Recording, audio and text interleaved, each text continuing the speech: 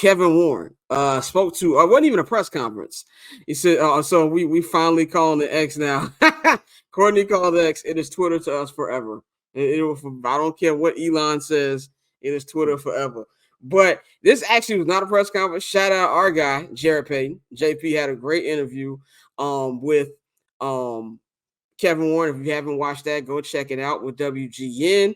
And he said some interesting things here that I want to go over real quick. I'm going to give you actual quotes. As we all know, JP is team Justin Fields, as he said multiple times. So he asked him about Justin Fields.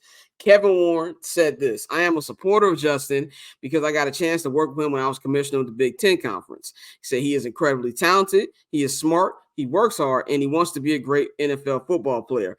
And now he just needs to make sure he has the support around him. Key words here, ladies and gentlemen. As Bang likes to always say, is what Adam John said last week. You need to pay attention to the words that the Bears say. He said Justin has a rare combination of intelligence, of size, of strength, and speed. You forget how big of a man he is, pause, until you're up on him. Pause again. He's not a small man. I just think every year he's going to be continuously better. He said one of the things about Ryan and I's work relationship, he says, the fact that we're in this together. I know he's spending every single day thinking about not only that decision with Justin Fields, but also who to draft at the 9th pick in our current roster and what we're going to do in free agency, what we're doing from a contract negotiation standpoint.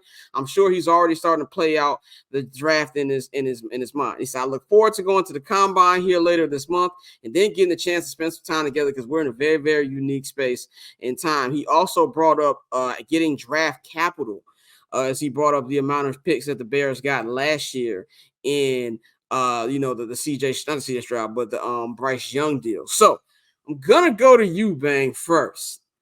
What do you take, if anything, from the things that Kevin Warren said? Do you think that the door has been slightly open for Justin to come back, or is this just him doing his regular TED Talk speak that we know him to do in his year that he's been with the team?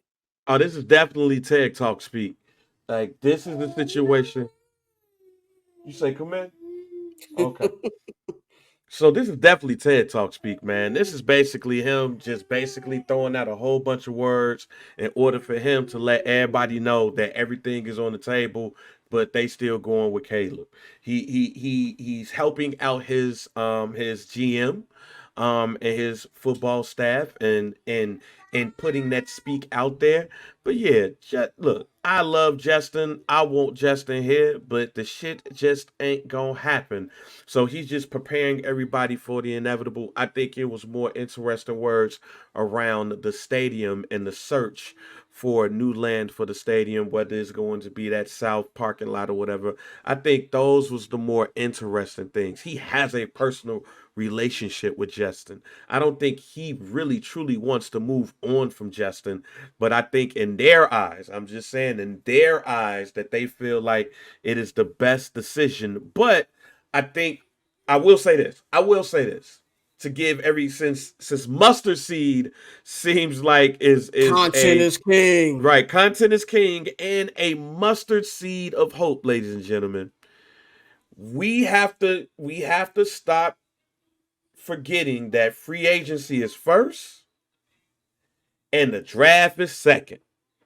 So if the Bears is successful at getting a top flight wide receiver, whether it's Mike Evans, whether it's T. Higgins, maybe Calvin Ridley to pair alongside DJ Moore, and let's say, for instance, a Brian Burns who has a relationship with the new Bears defensive coordinator with his time in Carolina, or a Daniil Hunter who is, a lot of people are pegging him to be slotted into the other side of Montez Sweat already. They say that the Bears are the favorite.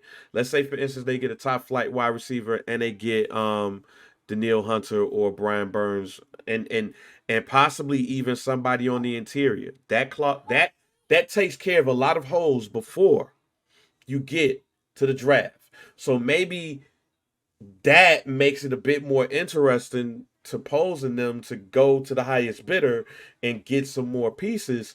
And you think with the wide receiver room the way it could possibly look, then it's okay. We could go ahead and do that. But as my son is doing right now, he's doing this right here. That shit's not gonna happen. It's wishful thinking. He's just basically filling up a lot of stuff. I just want to say this. I know, as we said earlier in the show about the Lakers, if you have delusion, you have hope. So if you believe in your heart, there's a lot of Bears fans out there who love Justin Fields. I am one of them, but I also moved on because I know what's really going to happen. I understand you want to take something from this, but in the one short year that I've been around and covered this team with Kevin Warren being the president, he's a slick talker. He does the TED talk. He does the CEO talk. No part of me believes that this means Justin Fields is coming back. You're not going to go up there and say, yeah, this nigga is an asshole and he's not a good player. You're going to try to boost him up as much as possible because you want to get the best trade value. It's no coincidence that we keep hearing the Steelers getting brought up. We didn't heard the Steelers get brought up multiple times this week from multiple reporters out there. So it just feels like that might be one of the teams involved. I don't see any situation where Justin comes back as much as we may want that to happen. And I just feel like he's doing the right thing of saying the right things and making Justin feel better. Dante, what did you take, if anything, from what Kevin Warren said? And we'll get to his comments about the actual stadium in the local hour, as you can see on the bottom. We'll be talking about that in the local hour. But what did you think specifically about what he said about Justin? Nothing. It sounded good. It was cool. Something to keep the value high. But I mean, like you said, you're not gonna go out there and just flat out shit on Justin. But we all know the change is eventually coming, unless they get that Godfather deal that they just can't pass up. But I didn't take anything from it. I'm really more so like not sick of talking about it, but it's more so like I get it. I get why you got to do it. But it's like, come on, let's get to the combine. I'll just be happy when all this shit is over.